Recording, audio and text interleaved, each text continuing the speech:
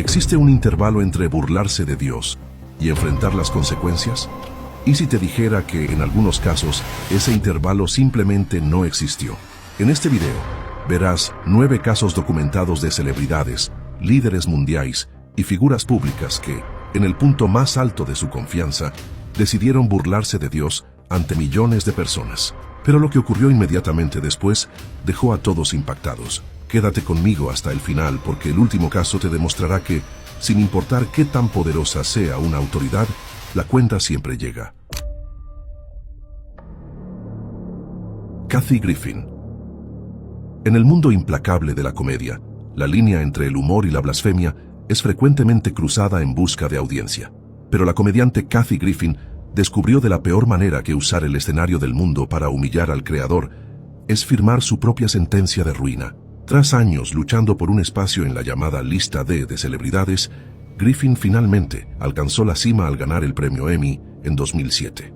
Era el momento de celebrar el esfuerzo, pero el orgullo humano, cuando se embriaga con el éxito, siente una necesidad enfermiza de exaltarse disminuyendo lo divino. Al subir al escenario, sosteniendo la estatuilla dorada ante una audiencia de estrellas y cámaras globales, ella eligió la profanación directa. Con una sonrisa de burla disparó: «Mucha gente sube aquí y le agradece a Jesús. Quiero que sepan que nadie tuvo menos que ver con esto que Jesús. Púdrete, Jesús. Este premio es mi Dios ahora». La frase resonó como un trueno de escarnio. Ella, literalmente, elevó un pedazo de metal al estatus de divinidad y usó su punto máximo de gloria para atacar públicamente al Hijo de Dios. Pero, ¿qué sucede cuando cambias al Creador por un trofeo? La respuesta llegó en forma de un colapso devastador. En los años siguientes, la mujer que puso la fama en el lugar de Dios vio cómo su imperio se desmoronaba. Tras polémicas de extremo mal gusto, Griffin sufrió uno de los cancelamientos más brutales de la historia. Fue vetada de la televisión, perdió contratos millonarios y se convirtió en blanco de investigaciones federales. Sus amigos en la industria le dieron la espalda de la noche a la mañana. El ostracismo fue solo el comienzo. El aislamiento la empujó a adicciones severas, una depresión profunda y, años después, a un diagnóstico de cáncer de pulmón que amenazó con robarle su principal herramienta de trabajo: su propia voz. La estatuilla del Emmy, su nuevo dios, de nada le sirvió en la tormenta. El metal no pudo curar su enfermedad ni traer paz a su mente. La historia de Kathy Griffin es una advertencia estridente. Puedes usar el micrófono del mundo para burlarte del cielo, pero cuando las luces se apagan, los falsos dioses siempre te dejan solo en la oscuridad. John Lennon. La fama es una droga tan potente que convence al hombre de que es un dios, pero la historia es el tribunal implacable que lo demuestra. Nadie pisa lo sagrado sin sentir que el suelo cede. El año era 1966. Los Beatles no eran solo una banda, eran un fenómeno mundial que rozaba la histeria religiosa. En la cima de ese poder absoluto, John Lennon cruzó la línea. En una entrevista que conmocionó al mundo dijo: «El cristianismo desaparecerá. Ahora somos más populares que Jesucristo».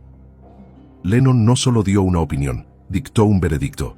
Miró 2000 años de historia cristiana y decidió que la idolatría de sus fans era mayor que la divinidad de Cristo. Se colocó deliberadamente en el trono del Creador. La respuesta no llegó con fuego cayendo de las nubes, pero la cosecha amarga fue inmediata. Las risas dieron paso a la tensión.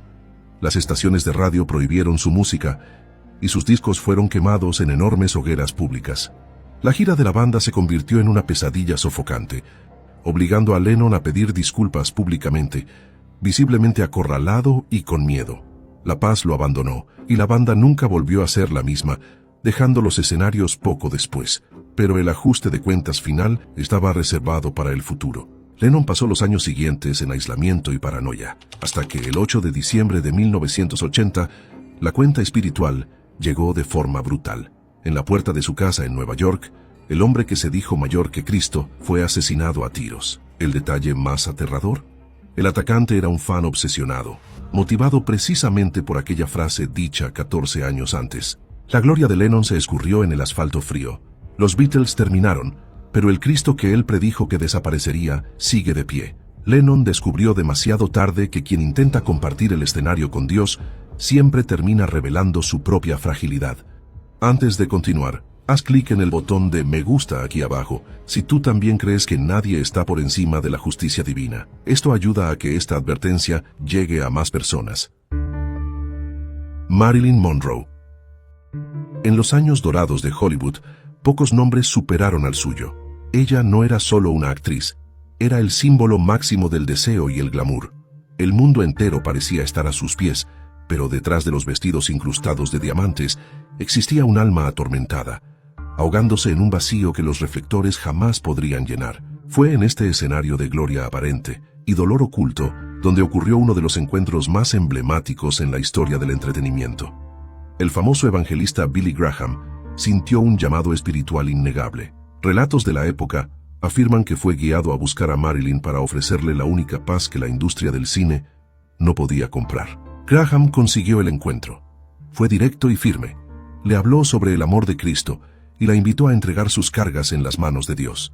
En ese momento, la mujer más famosa del mundo tenía la oportunidad de cambiar la oscuridad de su depresión por la luz de la eternidad.